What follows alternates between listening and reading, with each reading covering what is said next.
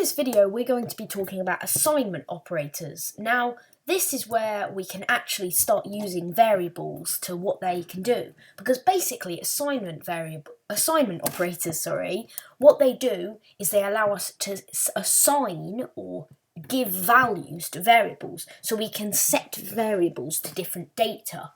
Now, we've used this a lot, but I just wanted to make a pure video for actually how we use the equals symbol. So we've seen it before. We type int my integer, my integer, and then we use an equal sign and then use a value. But how does this actually work? Well, I might have touched upon this in other videos, but the equals operator essentially assigns the value on the right to the value on the left. But what is this actually doing? Well, remember our old, actually I have the file anymore, but let's go and create a new thing down here. I'm sorry, it's going to be green. And so basically what we can do is, what this says is it says get the number 45 ready.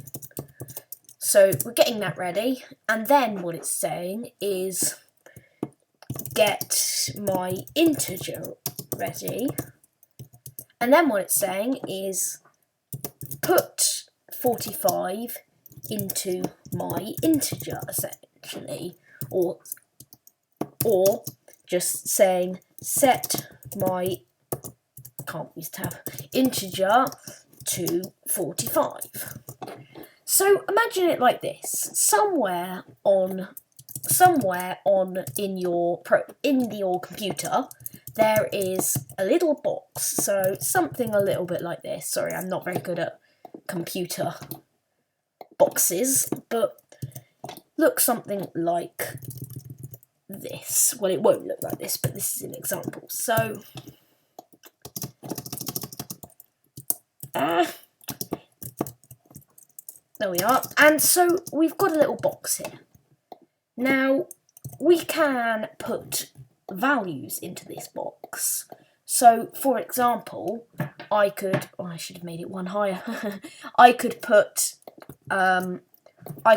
the value 45 in here.